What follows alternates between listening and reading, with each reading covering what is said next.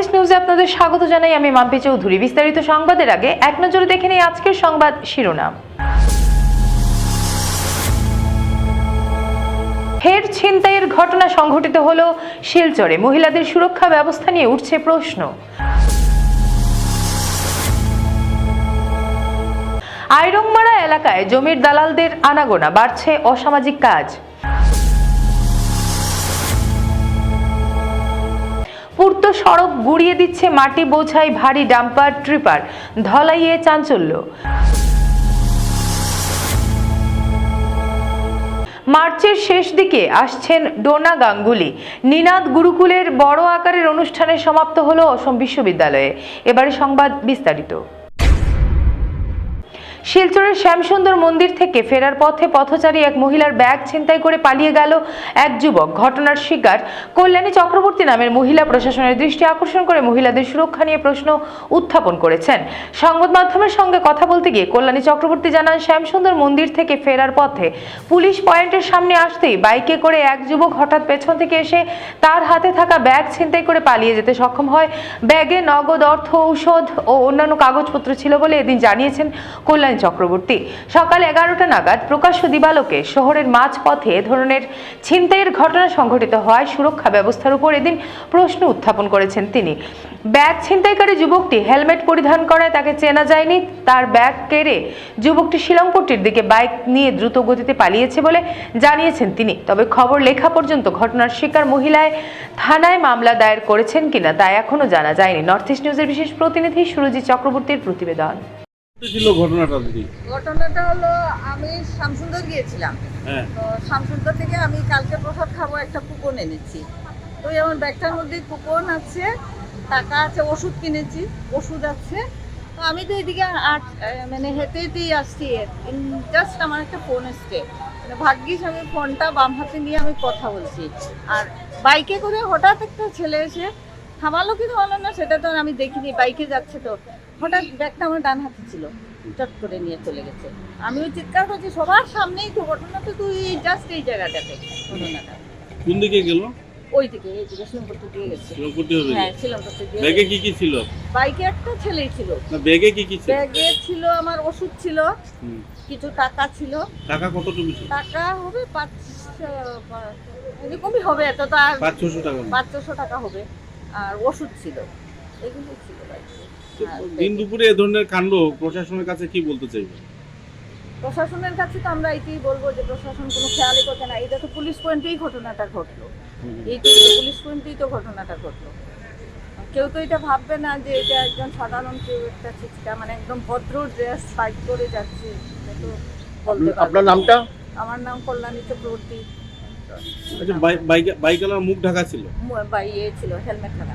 বাইকের নাম্বার ছিল কি? নাম্বার তো ছিল, কিন্তু নাম্বারটা তো আমি মানে দেখিনি। আমি মানে তখন আমার মনে হয়েছে যে আমার মোবাইলটাই চলে গেছে। তখন আমার হঠাৎ মনে পড়লো, না মোবাইলটা তোমার হাতে, মোবাইলটা তো নেয়নি। তো আমি মোবাইল বলেই চিৎকার করেছি ফার্স্টে, আমার মোবাইলটাই চলে গেছে। আমি ফার্স্টে মোবাইল বলেই চিৎকার করেছি। কোন সময় হয়েছিল টাইম? ওই তো কতক্ষণ হবে, আধা ঘন্টা। সকাল সময়টা এই তো আধা ঘন্টা। 9:30 না? না 9টা না, 11টা। হ্যাঁ 11টা হবে।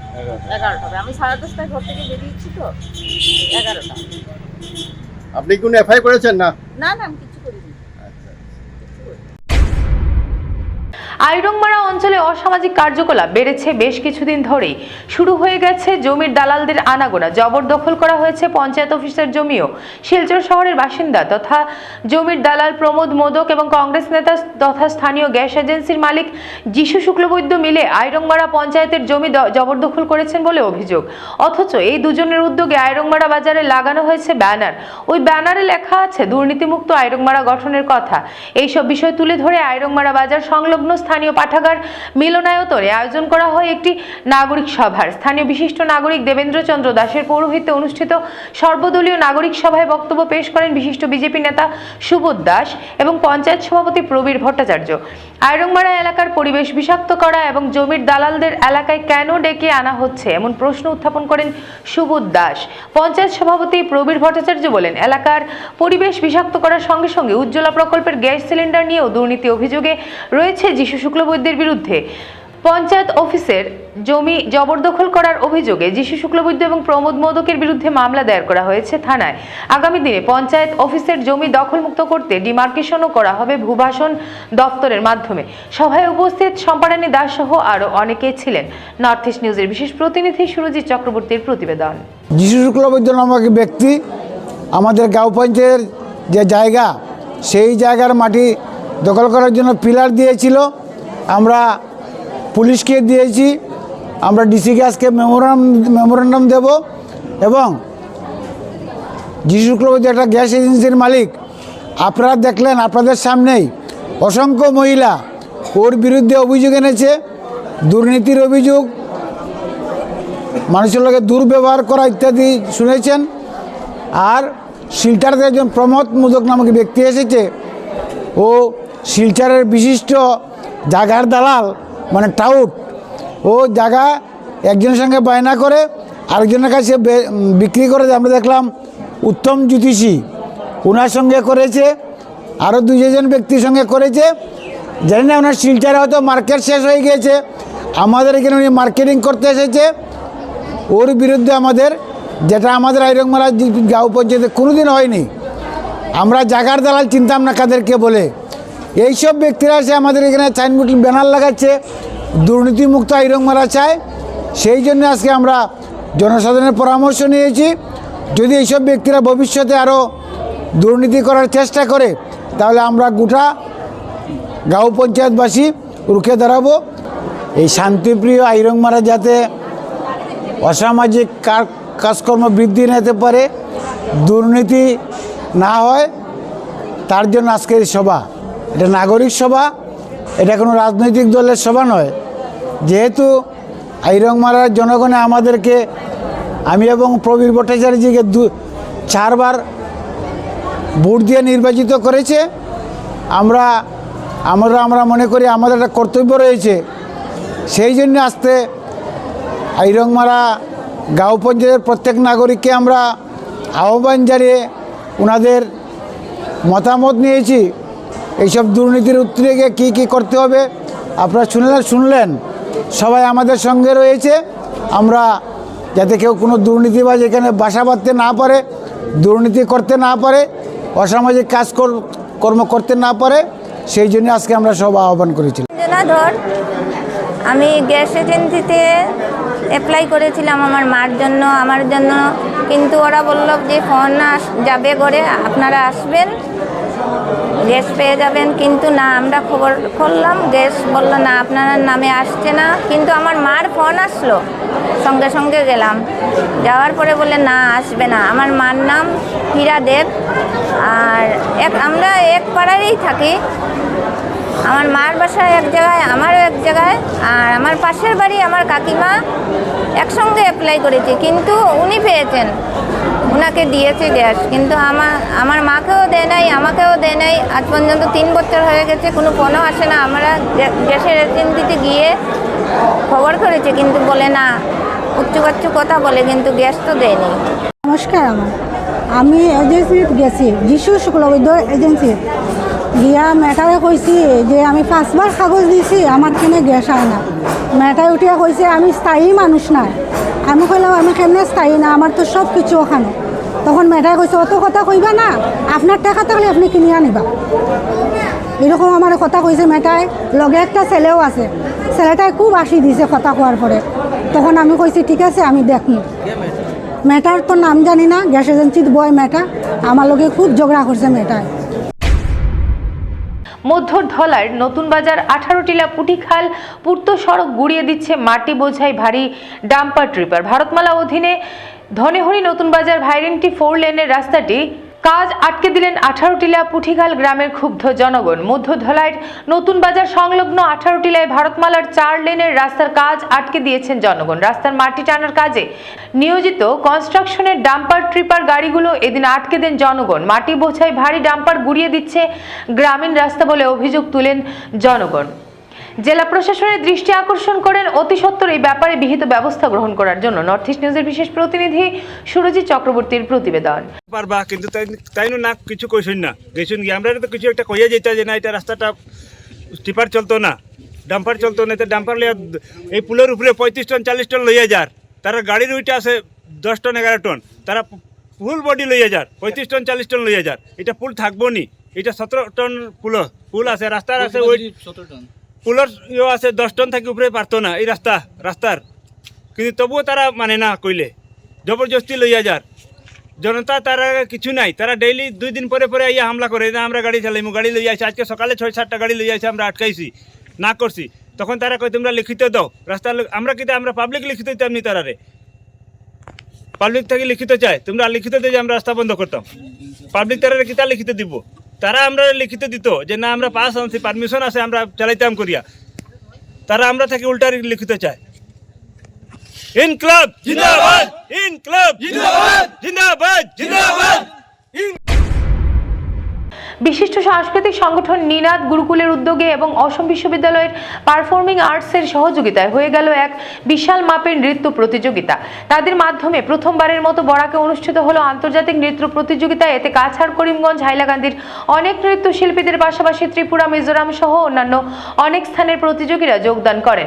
সকাল 9টায় অসম বিশ্ববিদ্যালয়ের বিপিনচন্দ্র পাল সভাগৃহে এই নৃত্য প্রতিযোগিতা শুরু হয়ে রাত 8টা পর্যন্ত বিভিন্ন অনুষ্ঠানের মাধ্যমে কার্যক্রমের পরিসমাপ্তি হয়।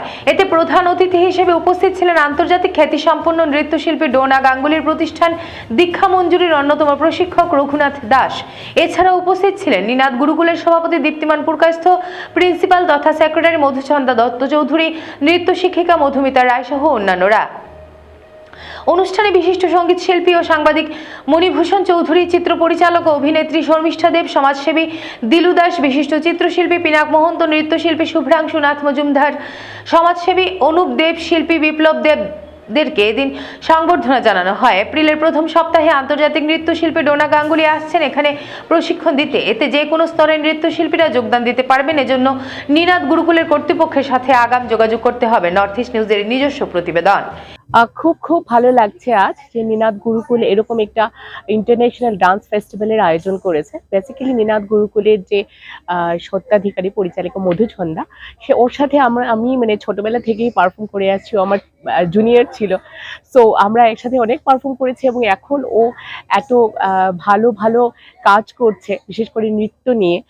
ডোনা গাঙ্গুলি ম্যামের সাথে কাছে নাচ শিখছে এবং এখানে আমাদের বরাক উপত্যকার ছোট ছোট ছেলেমেয়েদেরকে ও যেরকম ভাবে একটা জায়গা তৈরি করে দিচ্ছে, সেটা সত্যি প্রশংসনীয়। এবং আমরা আশা রাখছি আগামী বছর আরো অনেকটা দেশ নিয়ে নিনাদ গুরুকুল এই ইন্টারন্যাশনাল ডান্স ফেস্টিভ্যাল আয়োজন করবে। আজকের অনুভূতি খুবই ভালো। আমরা বাংলাদেশ থেকে, লামডিং থেকে, আগরতলা থেকে, কলকাতা থেকে শিল্পীরা এসছেন, বরাক উপত্যকার বিভিন্ন জায়গা থেকে শিল্পীরা এসছেন। তো খুবই ভালো লাগছে। I wish all the best to Ninad Gurukul. Thank you. খুব ভালো লাগলো আজ এই অনুষ্ঠানে আসতে পেরে। নিনাদ গুরুকুলের একটা ইন্টারন্যাশনাল ডান্স ফেস্টিভ্যাল করেছে, আর তার সঙ্গে কোলাবোরেশনে আসাম পারফর্মিং আর্টস ডিপার্টমেন্ট ইউনিভার্সিটির। তো সকাল থেকেই চলছে এই প্রতিযোগিতা নজরুল ও রবীন্দ্র নৃত্যর, আর এখন চলছে বিভিন্ন সব জায়গা থেকে যারা এসে তাদের নৃত্যের দলের পারফরমেন্স। আসলে আমার উদ্দেশ্য হলো আমরা মার্চ মাসে 25 পরে দোলের পরে আমরা একটা ওয়ার্কশপ করছি, যেটা আমাদের লাস্ট ইয়ার গৌহাটিতে হয়েছিল। এবার এখানে শিলচরে করতে চাইছি, যেটা নিনাদ গুরুকুল অর্গানাইজ করছে। তো ওয়ার্কশপ নিতে আমি আসছি, আর আমার সঙ্গে আসছেন ডোনা ম্যাম, আমার গুরু। তো ওখানে 4 দিনের ওয়ার্কশপ থাকবে। তারপরে লাস্ট দিন আমাদের যারা ওয়ার্কশপে যারা পার্টিসিপেট করবে তাদের স্পেশাল পারফরমেন্স থাকবে, আর ওরা সব পার্টিসিপেন্টসরা সবাই সার্টিফিকেট আর মোমেন্ট এগুলো পাবে। ওই আশা করি সবাই আসবে, যাতে দেশের কালচার, দেশের সংস্কৃতি যাতে আরও বাড়তে পারে। অনেক ছেলেমেয়েরা হয়তো সুযোগ পায় না কলকাতা গিয়ে নাচ শেখার বা কিছু করার, যাতে এত দূর থেকে যাওয়া সত্যি সম্ভব নয়। তো এই জন্য আশা করি সবাই আপনারা আসবেন, একসাথে কয়েকটা দিন ভালোভাবে আনন্দে দেশের সংস্কৃতিকে বজায় রাখবার জন্য এগিয়ে যাব। ওয়ার্কশপে শিল্পচরেই হচ্ছে। আমরা যেহেতু 25শে মার্চ হলো বসন্ত উৎসব, তো বসন্ত উৎসবের সময় তখন সবার স্কুলে পরীক্ষা টরীক্ষা চলছে। তারপরে সেই উইকে লাস্টের দিকে মানে মার্চের, হ্যাঁ ডোনা গাঙ্গুলি ম্যাম নিশ্চয়ই আসবেন, কারণ এতবার একটা ওয়ার্কশপ ম্যাম না আসলে তো কখনো হবে না। ওটা ডেটটা এখনো ফাইনাল হয়নি, এর মধ্যে কিছুদিনের মধ্যে ঠিক হয়ে যাবে। খুব পরীক্ষার ডেটগুলো দেখে নিই সব স্টুডেন্টদের কবে পরীক্ষাটা শেষ হচ্ছে, বাট কনফার্ম যে আমরা মার্চ মাসের লাস্ট উইক এপ্রিলের ফার্স্ট উইকের মধ্যে কমপ্লিট করে দেবো ওয়ার্কশপটা। Thank you. নমস্কার, আমি দীপ্তিমান প্রকাশিত নিনাদ গুরুকুলের প্রেসিডেন্ট। এখানে সবাইকে আমার নমস্কার এবং আজকের প্রোগ্রামে যে আপনারা এসেছেন তার জন্য অসংখ্য ধন্যবাদ। এরকম প্রোগ্রাম আমরা আগামীতে করতে চাই, আপনাদের সহযোগিতার একান্ত কাম্য। এই জন্য আমি সবাইকে কৃতজ্ঞতা অর্পণ করি যে আজকে আপনারা সবাই এসেছেন, এখানে আমাদেরকে সাহায্য করেছেন, আর আগামীতে সেই সুযোগ সুবিধা করে দেবেন, এই বলে আমি আমার বললাম। আজ অর্থাৎ 5 ফেব্রুয়ারি সোমবার বিকেল 3টায় গান্ধী ভবনে একটি প্রেস কনফারেন্সের আয়োজন করা হয়েছে। প্রেস কনফারেন্সটি নিউ ইন্ডিয়া লিটারেসি প্রোগ্রাম, নিরক্ষরদের সমীক্ষা এবং তাদের স্বাক্ষর হওয়ার প্রশিক্ষণ এবং গুণ উৎসব 2024 সম্পর্কিত। গ্রামাঞ্চলে এই ধরনের সমস্যা নিয়ে আলোচনা করতে খুব বেশি মানুষ আগ্রহী নন। নিরক্ষর হওয়ার জন্য লজ্জার কিছু নেই, কারণ সাক্ষরতা একটি শেখা দক্ষতা, এটাও সবার নৈতিক ও সামাজিক দায়িত্ব। সাক্ষরতা মানুষকে তথ্যে প্রবেশাধিকার দেয়। লিঙ্গ, জাতি, জাতীয়তা বৈষম্য কমাতে সাক্ষরতা একটি গুরুত্বপূর্ণ ভূমিকা পালন করে এবং শিক্ষা, সম্পত্তি, কর্মসংস্থান, স্বাস্থ্যসেবা, আইনগত এবং হ্রাসকৃত দারিদ্র্যের হার অ্যাক্সেসে সহায়তা করে। নর্থ ইস্ট নিউজের প্রতিনিধি রাজু দের প্রতিবেদন। শিক্ষার ব্যবস্থা করেছি, এখানে আমরা আজকালকে যে ডিজিটাল যুগ, সেই ডিজিটাল যুগের উপর ভিত্তি করে আমরা তাদের প্রস্তুতি নিয়েছি। যেহেতু আজকালকে আমাদের সবগুলোই কাজ ব্যাংকে হয়, লেনদেন অনলাইনে হয়, অ্যাপের মাধ্যমে হয়, ওটিপির মাধ্যমে হয়, গতিকে তাদেরকে এই সুযোগটা দেওয়ার জন্য আমরা কাজ করতে এগিয়ে এসেছি। আশা করি আপনারা যদি এখানে আমাদের সঙ্গে এগিয়ে আসেন, আমরা আদৌ ভবিষ্যতে সাকসেস পাবো। শিলচর মেডিকেল কলেজ হাসপাতালের মর্গে মরদেহের ময়নাতদন্তের নামে বেআইনিভাবে দালালেরা উৎকোচ আদায় করেছে। এমনই দৃশ্য দেখে শিলচর মেডিকেল কলেজের মর্গের সামনে জনগণের হাতে ধরা পড়ল মরদেহের ময়নাতদন্তের নামে বেআইনিভাবে টাকা নিয়েছিল। সেই টাকা ফেরত নিচ্ছেন এক মরদেহের পরিবারবর্গ এবং উপস্থিত জনগণেরা এই বেআইনি বিষয়টি নিয়ে সঠিক তদন্তের দাবি রাখেন শিলচর মেডিকেল কলেজ কর্তৃপক্ষের কাছে। হিফজুর রহমান বড়ভূইয়ার প্রতিবেদন।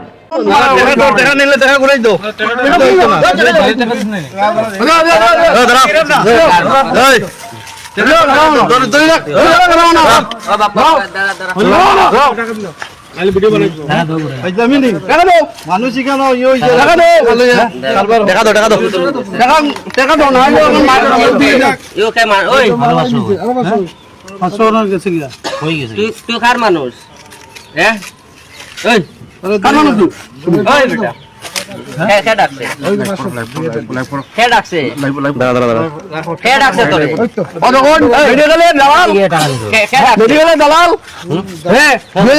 পোস্টমর্টম করতে এসেছিল, 2000 টাকা নিয়ে পোস্টমর্টম খুঁজে হইতো না।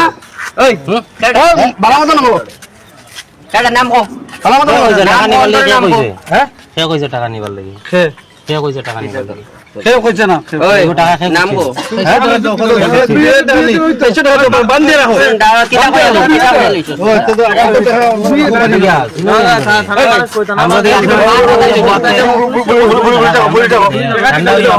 আমরা ঠান্ডা হয়ে বুয়া যে পয়সা কার কথা দিছে, পয়সা কার কথা মানে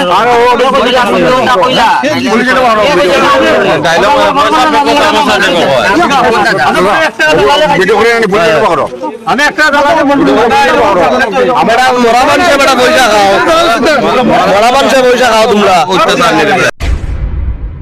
শিলচর পার্ক রোড সঙ্গীত বিদ্যালয়ের মুকুন্দ দাস কালিকা প্রসাদ স্মৃতি মঞ্চে উন্মোচিত হলো রূপম রক্ষিতের নাট্য সংকলন ভিন্ন আঙ্গিকে 6টি একাঙ্ক।